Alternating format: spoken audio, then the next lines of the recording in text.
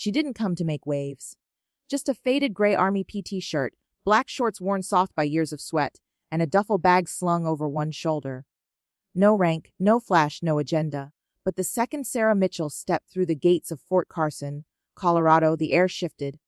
Eyes followed her, not with respect, but with judgment. A clerk behind a desk, barely old enough to shave, looked her up and down like she was a relic from a war nobody cared about anymore. "You can't wear that," he said, voice flat. "Not unless you're active duty. Change or leave." Her heart didn't race. Her jaw didn't clench. She'd faced worse than a kid with a rule book. But deep down something stirred. A quiet ache. The kind that comes when the world forgets what you gave. If stories like this speak to you, hit the like button and subscribe. There's more to come. The sun hadn't fully risen over the Rockies when Sarah pulled her beat up Ford pickup into the lot. Dust clung to the tires, the same red dirt she'd tracked through half a dozen deployments. Fort Carson hummed with the rhythm of military life. Boots on pavement, the low growl of Humvees, shouts from a distant training field. She killed the engine and sat for a moment, hands resting on the wheel. At 46, she didn't look like the soldier she'd been. Gray streaked her brown hair, pulled back tight. Lines framed her eyes, etched by years of squinting into desert sun and sleepless nights. But her posture, that hadn't softened. Neither had her will. She stepped out, movements deliberate, like every step was a choice. The PT uniform clung to her frame, soft from countless washes, the ghost of old creases still visible. Her dog tags hung beneath the collar, a faint glint of steel she'd never removed. Not once in 23 years. To the untrained eye, she was just another retiree clinging to a past that didn't want her back. Someone chasing the echo of purpose. But Sarah wasn't here for nostalgia. 3 weeks ago, Command Sergeant Major Ellis called, voice gravelly from too many years in the sand. "Need someone to pace the female recruits for their evil," he'd said. "Someone who's been through hell and kept running." She'd said yes before he finished the sentence. Not because she missed the army, though some nights the ache for it kept her awake, but because she remembered being 19, scared, running beside women who showed her what strength looked like when it wasn't for show. She checked her gear water bottle, keys, folded papers authorizing her presence. In her duffel, wrapped in an old shirt, was a photo from 2000. 5 soldiers grinning outside a base that no longer existed. 4 of them never left that desert. She carried their faces like adept. The admin building loomed ahead, all concrete and glass, cold as bureaucracy itself. Inside, the air hit her like a refrigerator after the Colorado heat. Fluorescent lights buzzed over beige walls plastered with safety posters. A faded banner screamed excellence in all we do above a cluttered bulletin board. The linoleum floor gleamed, polished by decades of boots. Behind the counter, Specialist Carter glanced up from his screen, boredom etched into his young face. "Morning, ma'am. Help you?" Sarah approached, steady, her boots soft on the floor. She slid her papers across the counter. "Sarah Mitchell, here for training support. Should be on your volunteer list." Carter scanned the documents, half-focused, like he'd seen 100 of these before breakfast. Behind him, 2 civilian staffers sorted files, their chatter a low hum. One laughed, something about last night's game. A coffee pot gurgled, the burnt smell mixing with cheap floor cleaner. Carter frowned at his screen. "Got an S. Mitchell here, but..." He looked at her uniform, then back at the papers. "Mom, that PT gear's not authorized unless you're assigned to Carson." A staffer, a woman with tired eyes, piped up. "Rules are clear. Can't have folks playing soldier just 'cause they used to be one." Her colleague smirked. "You'd think people would know better." Sarah didn't flinch. She stood there, patient, like a rock worn smooth by years of water. The staffer's words stung, but she'd heard worse. She'd buried worse. Carter clicked his mouse, then sighed. "Gotta check with the boss." He vanished into a side office. Outside, through the windows, Sarah saw recruits gathering on the track, young, eager, their voices carrying on the dry wind. Some stretched, others fidgeted, nervous energy radiating off them. Minutes dragged. Carter returned with Lieutenant Harper, early 30s, uniform pressed to perfection. His boots shone like mirrors, his confidence untested by anything harder than a PowerPoint briefing. Ms. Mitchell, he said, extending a hand like they taught in officer school. There's some confusion about your role today. Sarah shook his hand, her grip firm, calloused. Sergeant First Class Sarah Mitchell, retired. I'm cleared to support the eval. Harper glanced at her papers, eyes scanning with the precision of someone who trusted regs over instinct. The light caught his lieutenant bars, casting tiny shadows on his name tape. This is more a suggestion than an order, he said, voice smooth, reasonable. Regulation R671 is clear. PT uniforms are for active duty on official duties. He nodded to Carter, who held up a plastic-wrapped base T-shirt. Navy blue with Fort Carson in block letters. We'd love to have you, but in appropriate attire. Sarah looked at the shirt, then at Harper. She didn't argue, didn't explain. The silence stretched, heavy, broken only by the hum of lights, and the faint cadence of recruits outside.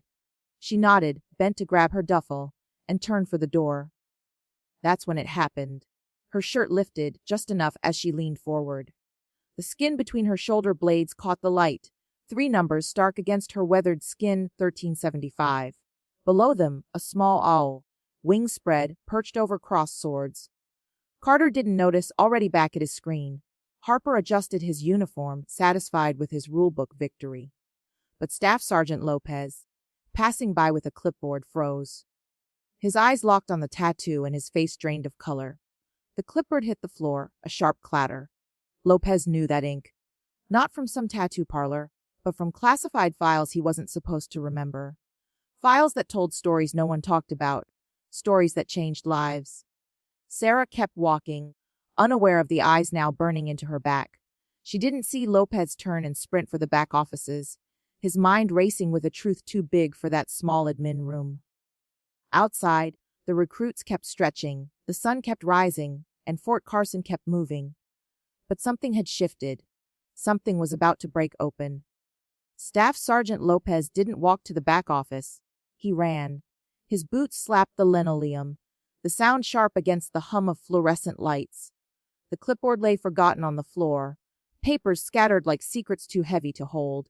That tattoo, 1375, the owl, the swords, wasn't just ink. It was a ghost from a mission buried so deep most soldiers thought it was a myth. Lopez had seen it once, in a briefing room with blacked-out windows, on a report stamped with warnings that promised prison if you talked. Detachment 1375. Night Owl Group. A team that held a mountain pass against an enemy that outnumbered them 10-1. A team that saved lives when the world was falling apart. And Sarah Mitchell, in her faded PT shirt, carried their mark. He burst into the comms room, a cramped space smelling of stale coffee and overheated electronics. The door slammed behind him, locking out the world. His hands shook as he grabbed the secure phone, a black relic from the Cold War era. He dialed a number he'd memorized years ago, one he'd never used but couldn't forget. The line crackled, then went silent. No greeting, just a voice, cold and professional. Command liaison. Lopez swallowed, his throat dry as the Colorado dust outside. This is Staff Sergeant Lopez, Fort Carson. I need to report a situation. Possible classified personnel ID. The voice didn't waver. Go ahead, Sergeant.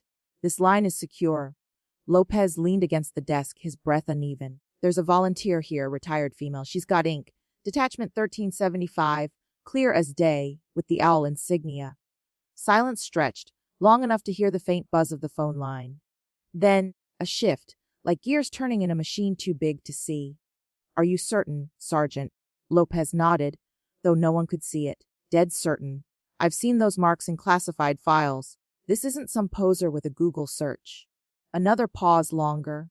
Papers shuffled in the background, voices murmured, urgent but too soft to catch.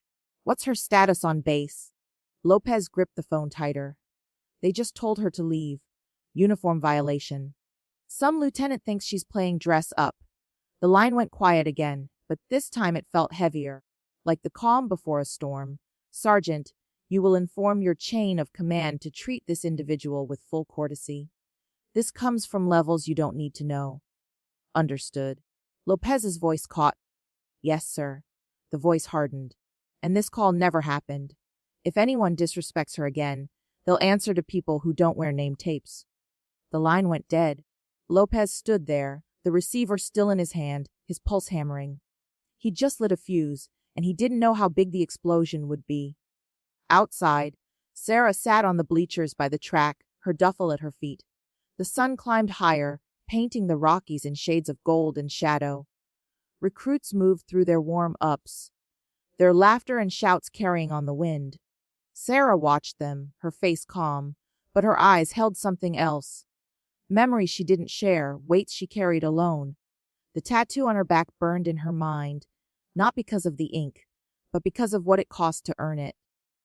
Back in the admin building, Lieutenant Harper was at the counter, sorting papers with the smug satisfaction of a man who'd enforced the rules. Specialist Carter tapped at his keyboard, already moving on to the next task.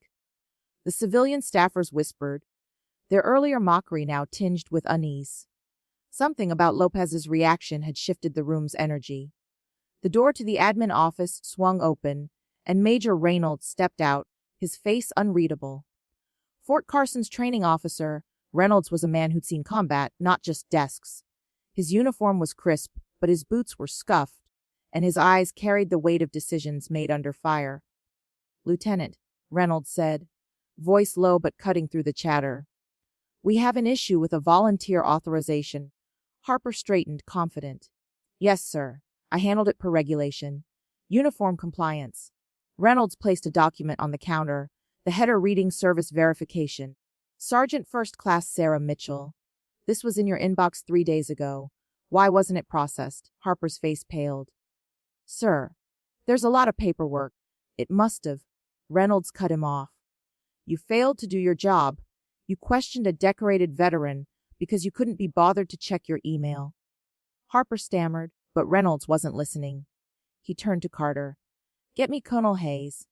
Now Carter fumbled with the phone, his earlier boredom replaced by nervous energy. The staffers went silent, their files forgotten. Outside, the recruits kept moving, unaware of the storm brewing in the admin building. Sarah, on the bleachers, adjusted her duffel, her fingers brushing the photo inside. She didn't know Lopez had seen her tattoo. She didn't know a call had been made. But she felt the shift, the way you feel thunder before it rolls. Colonel Hayes, Fort Carson's commander, was in his office when the call came. A tall man, silver threading his hair, he carried himself with the quiet authority of someone who'd led soldiers through hell and brought most of them back.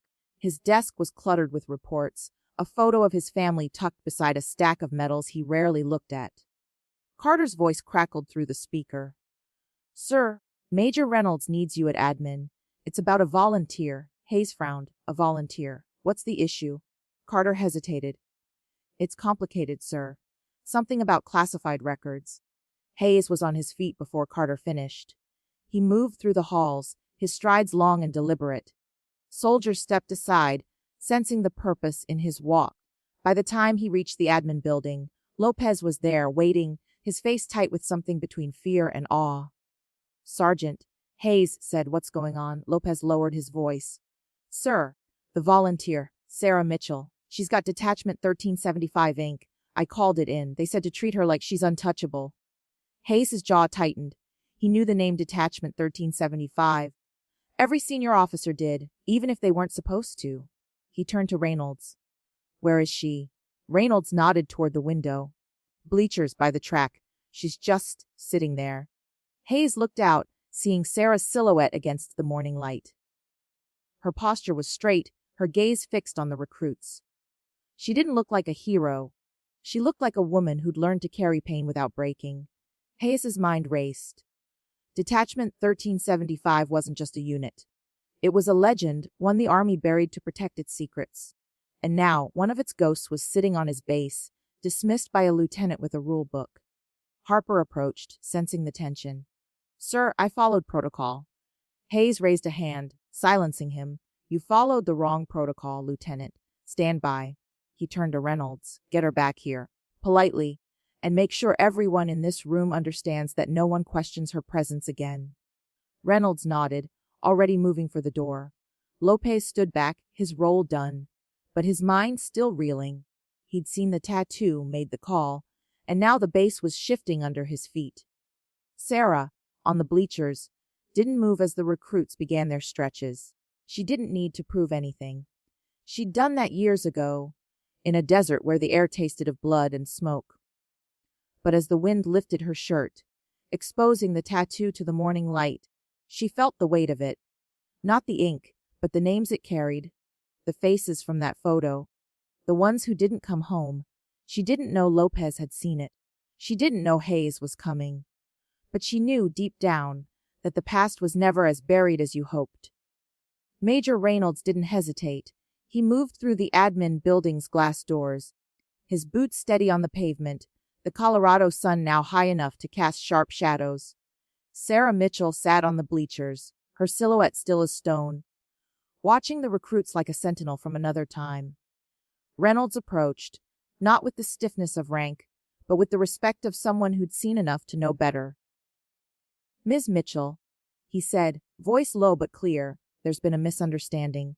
Colonel Hayes would like to see you." Sarah's eyes flicked to him, steady, unreadable. She nodded once, shouldered her duffel, and followed without a word. The weight of her past trailed behind her, invisible but heavy, like the dust kicked up by her steps. Back inside, the admin room buzzed with attention nobody dared voice. Specialist Carter kept his eyes on his screen, fingers frozen mid-keystroke. The civilian staffers shuffled papers, their earlier smirks gone, replaced by uneasy glances. Lieutenant Harper stood by the counter, his perfect uniform now a mockery of his misstep. He'd followed the rules, but he'd missed the truth. Colonel Hayes waited in the office, his presence filling the space like a storm about to break.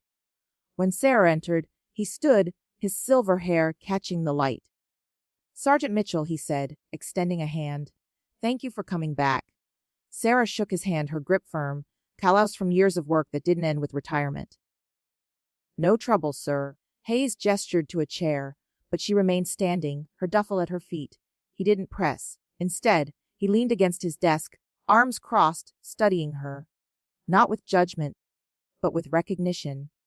"I understand there was an issue with your uniform," he said. "That's been resolved. You're cleared to support the training. But there's something else we need to discuss." Sarah's face didn't change, but her shoulders tightened, just enough to betray she knew what was coming. Hayes glanced at Reynolds, who closed the door. The room grew smaller, the air thicker. "We don't need to dance around it," Hayes said. "You're to Detachment 1375. Night Owl Group. Most people don't know what that means, but I do." Sarah's eyes met his, steady as ever. She didn't confirm or deny, just waited. Hayes respected that. He'd known soldiers like her, ones who let their actions speak, not their words. "I've seen the reports," he continued. "Redacted, but enough to piece it together. Northern Pass, April 2000. You held a fallback route for a NATO convoy. 43 minutes, no support, no resupply. You saved 17 lives." Sarah's jaw tightened, a flicker of something raw crossing her face. "Not all of them," she said, her voice low, almost lost in the hum of the air conditioner. Hayes nodded, understanding the weight of those words. He'd lost people too. The ones you couldn't save always stayed with you, heavier than the ones you did. "That's why I'm here," he said, "to make this right, not just for you, but for what you represent." Sarah shifted, uncomfortable with the spotlight. "I'm just here to pace the recruits, sir. Nothing more." Hayes didn't push. He pulled a document from his desk, signed it with a quick flourish, and handed it to her. "Updated clearance. You wear what you're comfortable in. You train with our people. No one questions it." Sarah took the paper, folding it with precise movements. "Appreciate it, sir." She turned to go, but Hayes stopped her. "One more thing. My brother was in that convoy. Private First Class Daniel Hayes. You pulled him out after the second IED." Sarah froze, her hand on the doorknob. She didn't turn, but her shoulders sagged, just for a moment, like the memory was a weight she'd never set down. "Didn't know names," she said, her voice barely above a whisper. "Just did what needed doing." Hayes nodded, his own voice softer now. "He made it home because of you. Got married, had 2 kids. Died last year, peaceful, in his sleep." Sarah's breath caught, a small sound in the quiet room. "Good," she said. "That's good." She opened the door and stepped out, leaving Hayes and Reynolds in the silence. The weight of her words lingered, a reminder that some debts could never be repaid, only honored. Outside, the recruits were finishing their stretches, their voices louder now, a mix of nerves and bravado. Sarah walked to the track, her duffel slung over her shoulder, the signed clearance tucked inside. She didn't feel vindicated. She didn't feel proud. She felt the same thing she always felt when the past came knocking. A quiet resolve to keep moving, to keep carrying the names of those who didn't make it. The admin building buzzed behind her, whispers spreading like wildfire. Did you hear? She's Night Owl. Held the pass alone. Saved a whole convoy. Lieutenant Harper overheard, his face a mask of slow, dawning regret. He'd been so sure of his rules, so certain he was right. Now, he saw the cost of his haste, a veteran dismissed, a hero sent away. He approached Major Reynolds, voice low. Sir, I didn't know. Should I Reynolds cut him off? Fix it by learning, Lieutenant. Check your damn email next time. And when someone walks in with that kind of presence, maybe ask who they are before you play uniform cop. Harper nodded, chastened, and retreated to the counter, where Carter and the staffers avoided his eyes. Sarah reached the bleachers, setting her duffel down with care. The recruits glanced her way, curious but unaware of the storm she just walked through. She stretched, her movements fluid, muscle memory from a life of discipline. The tattoo on her back was hidden now, but its presence felt louder than ever. She didn't need to show it. She didn't need to explain. The truth was out, carried on whispers, on a signed document, on the weight of a colonel's handshake. But truth didn't erase the past. It didn't bring back the 4 faces from that photo in her bag. Major Reynolds watched from the admin building, his respect for Sarah growing with every step she took. He turned to Hayes, who'd joined him at the window. Sir, should we brief the training NCOs? Let them know who she is. Hayes shook his head. She doesn't want a parade. Just let her do what she came to do. Reynolds nodded, understanding. Some soldiers didn't need fanfare. They needed purpose. And Sarah Mitchell had that in spades. The track waited, the recruits now forming up, their energy crackling in the morning air. Sarah stepped onto the gravel, her boots crunching softly. She didn't look back at the admin building, didn't see the eyes following her. She didn't need to.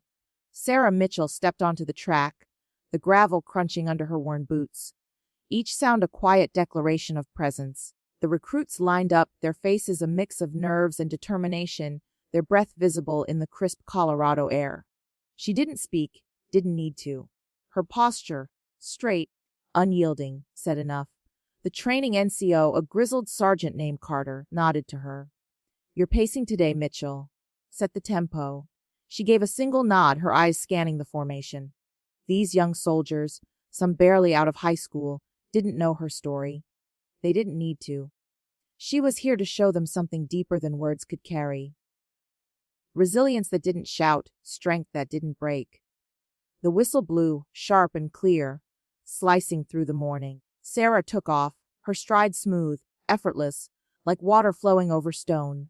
The recruits fell in behind her, their boots pounding in a ragged rhythm, trying to match her pace. She didn't look back, didn't slow, but she felt them. Their energy, their struggle, their unspoken need to prove themselves. Her own past ran alongside her, memories of a desert night in 2000, of gunfire and screams, of holding a line when every instinct screamed to run. She'd been younger than these recruits then, but she'd learned what it meant to keep going. Now, she'd teach them. By the first lap, the formation stretched, the stronger runners clustering near her, the others falling back, their breaths coming harder. Sarah's pace didn't waver. Her lungs burned, but she'd trained her body to ignore pain long ago. Her PT shirt clung to her, the tattoo hidden, but its weight ever present. She heard a recruit behind her, a young woman, mutter, "Who is she?" Another answered, "Dunno, but she's fast." Sarah's lips twitched, not quite a smile. They didn't need to know who she was.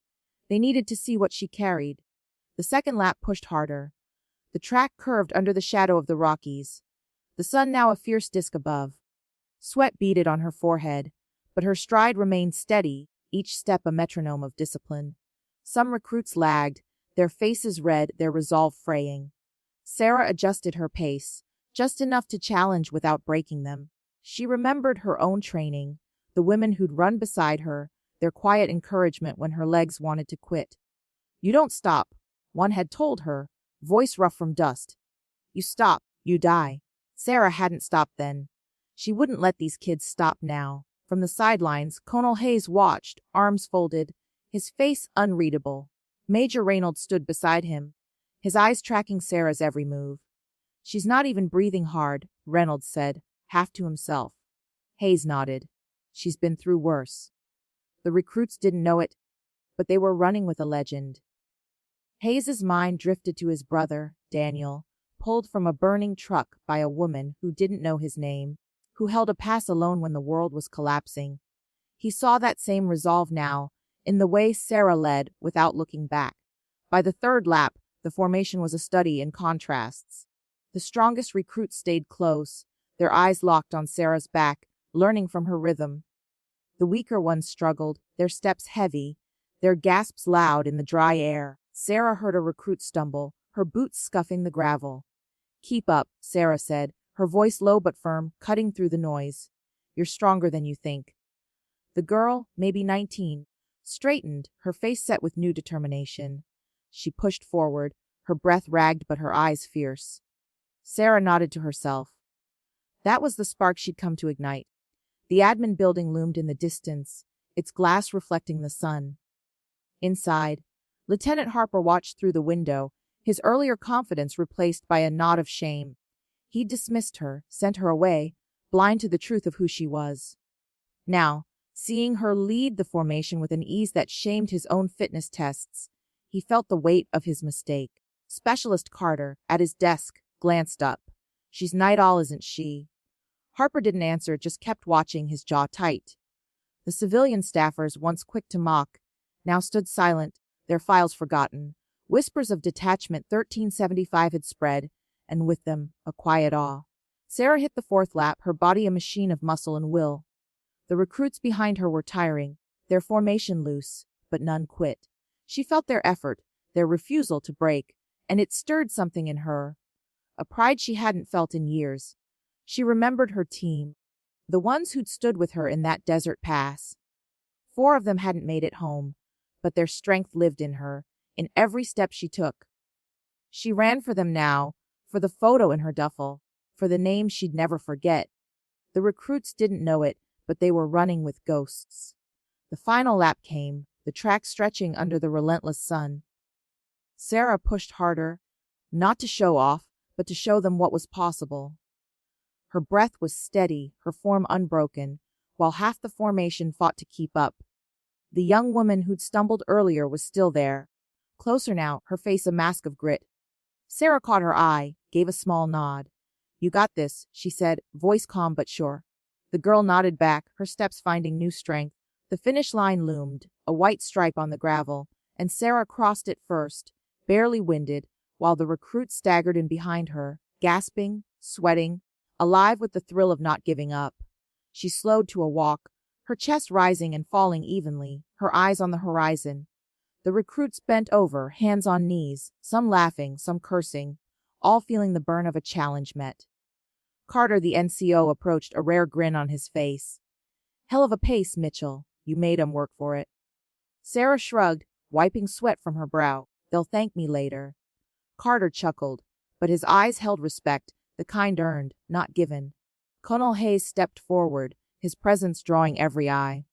The recruits straightened, sensing something bigger than a morning run. Hayes didn't speak to them. He walked to Sarah, his boots soft on the gravel. "Sergeant Mitchell," he said, loud enough for the formation to hear. "That was one hell of a run." The recruits murmured, curious, catching the weight in his tone. Sarah met his gaze, her face calm. "Just doing my part, sir." Hayes nodded, but his eyes said more. Gratitude, recognition, a debt he'd never fully repay. The crowd dispersed, recruits heading for water and showers, their chatter louder now, filled with the high of survival. Sarah stayed by the track, stretching, her movements slow, deliberate. She felt the eyes still on her. Not just Hayes, but the recruits, the NCOs, even Harper from the admin building. They saw her now, not as a retiree in an old uniform, but as something more. She didn't need their awe. She'd never sought it. But as she stood there, the Rockies towering in the distance, She felt a quiet shift inside her. She'd come to pace these kids, but maybe, just maybe, she'd needed this too. A reminder that her strength still mattered, that her past still had power. Sarah Mitchell stood by the track, the gravel still warm under her boots, the echoes of the recruits' footsteps fading into the Colorado morning. The sun climbed higher, casting long shadows from the Rockies, and the bass hummed with its usual rhythm. Distant engines, shouted orders, the faint thump of a helicopter warming up. She stretched, her movements slow, deliberate, but her mind was elsewhere, caught in the weight of what had just happened. The run had been more than a test for the recruits. It had been a mirror, reflecting a strength she'd almost forgotten she carried. Colonel Hayes approached, his presence quiet but commanding, like a tide rolling in.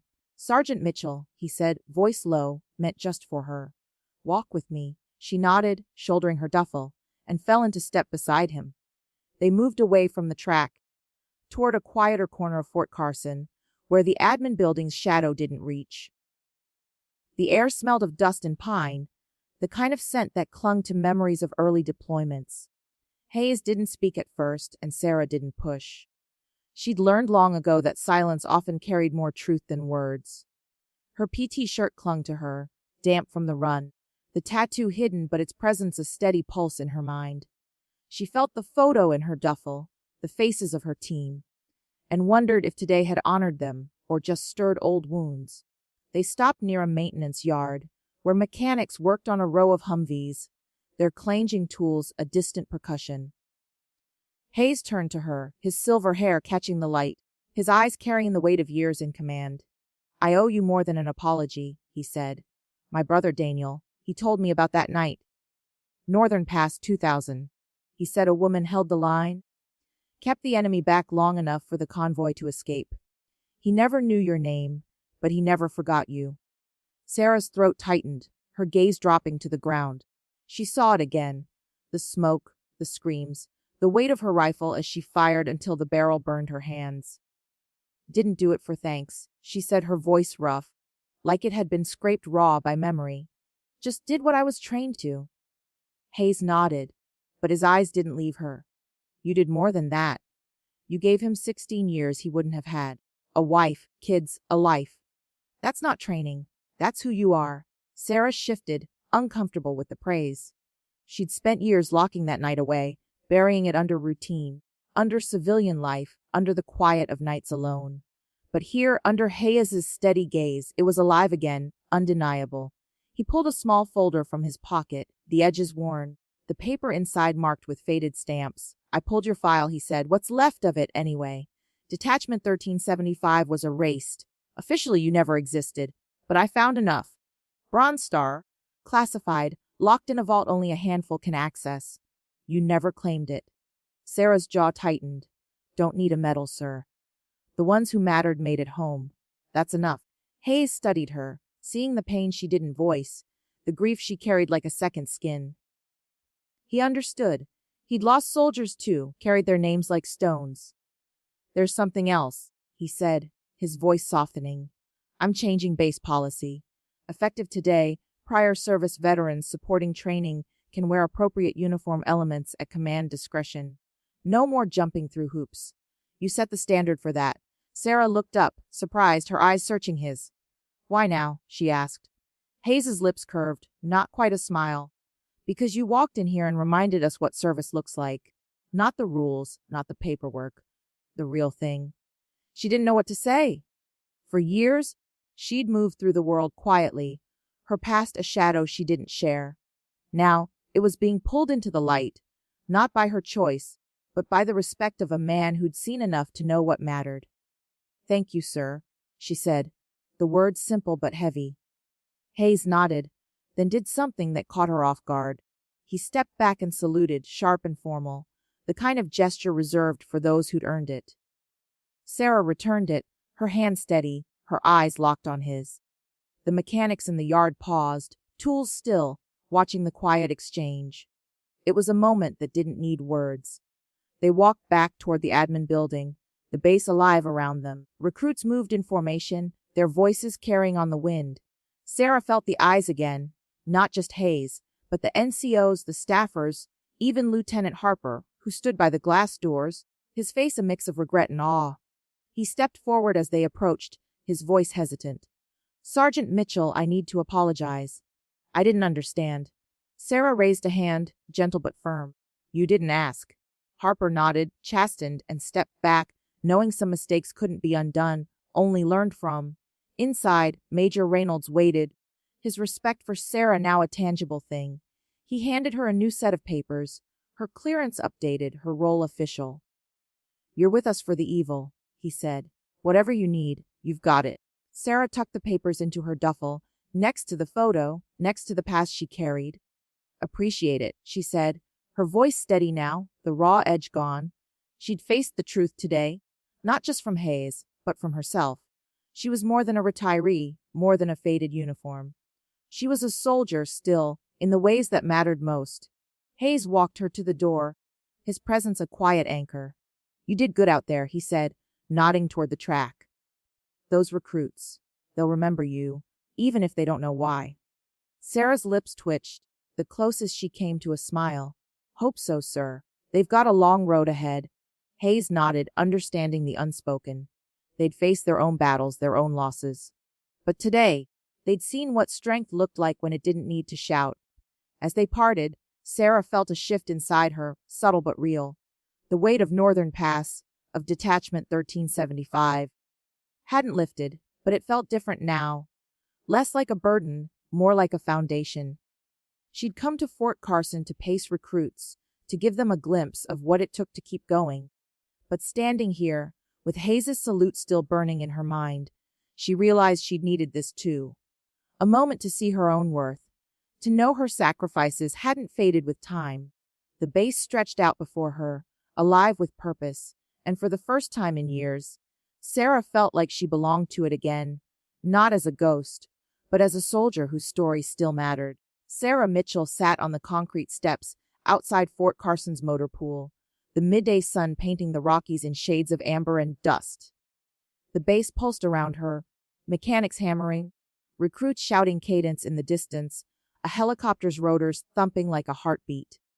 Her duffel rested beside her, the photo of her old team tucked safely inside, its weight a quiet companion. The run was over, the apologies given, the salutes exchanged, but Sarah didn't feel finished. She watched the young soldiers move through their duties, their faces bright with purpose, and wondered what battles they'd face, what choices would carve lines into their souls. She'd shown them strength today, but strength wasn't enough. They needed to know why it mattered.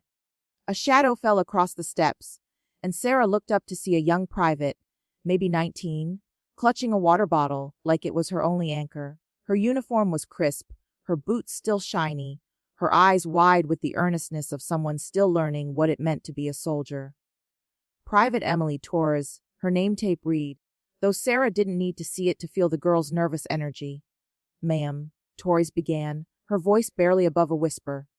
"Can I ask you something?" Sarah nodded, her expression gentle but guarded. "Go ahead, Private." Torres glanced around, ensuring no one was close, then stepped nearer, her words tumbling out. "Were you really with Night Owl? The stories, are they true?" Sarah's breath caught, not from the question, but from the way it landed. Like a key turning in a lock she'd long kept shut. She saw the desert again. The night sky torn by tracer fire, the faces of her team as they fought beside her. She could have brushed it off, given a vague answer, but something in Torres's eyes stopped her. The girl wasn't chasing gossip. She was searching for something to hold on to, something to make sense of the path she'd chosen. Sarah said, her voice steady but soft. "And the stories, some are true. Enough of them." Torres's eyes widened, her water bottle trembling in her hands. "My brother's in the guard," she said. "He heard about Northern Pass. Said it was a ghost story, something officers made up to scare newbies. But he said Night Owl held a pass alone, against a whole company. Was that you?" Sarah looked past her, to the mountains shimmering in the heat, their peaks ancient, unmoved by human struggles. "Not alone," she said, her voice catching on the edge of memory. "Never alone. My team was there. 4 of them didn't come back. They gave me my time, gave everyone theirs. The words hung between them, heavy with the truth of loss.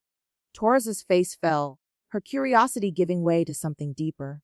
Respect, maybe, or the dawning weight of what service could cost. "I'm sorry," she whispered, her voice small. Sarah shook her head, the gesture gentle but firm. "Don't be. They did their job, so did I." Torres stood there, struggling to find words for something bigger than she'd expected. Her brother's stories hadn't prepared her for this.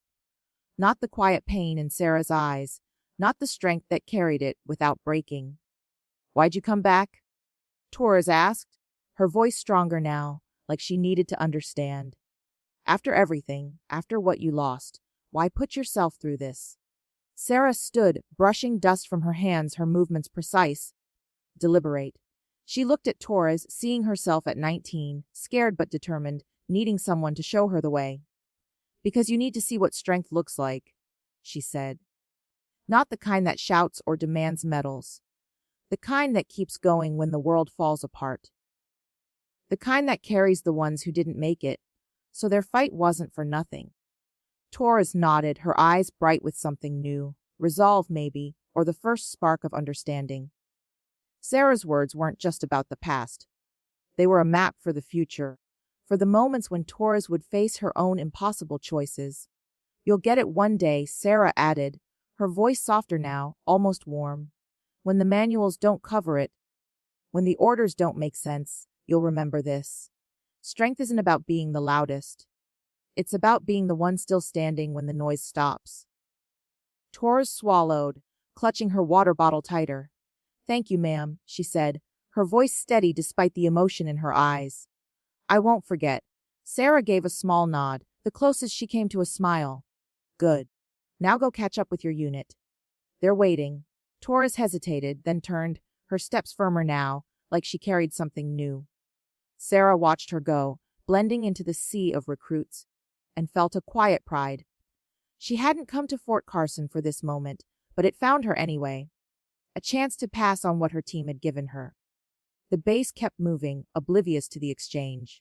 Colonel Hayes was back in his office, signing reports, but his salute still lingered in Sarah's mind, a gesture that had shifted something inside her. Lieutenant Harper was at his desk, quieter now, his lesson learned the hard way. Major Reynolds walked the training fields, ensuring the day's schedule ran smoothly, but his respect for Sarah colored every order he gave. The whispers of Night Owl spread among the recruits, no longer just rumors, but a story of quiet heroism that would outlive the day. Sarah picked up her duffel, the photo inside a silent reminder of why she'd come. She walked to her truck, the old Ford waiting faithfully in the lot, its paint chipped but its engine ready. The gravel crunched under her boots, each step a choice to keep moving, to keep honoring the past. She climbed in, the familiar creak of the seat grounding her.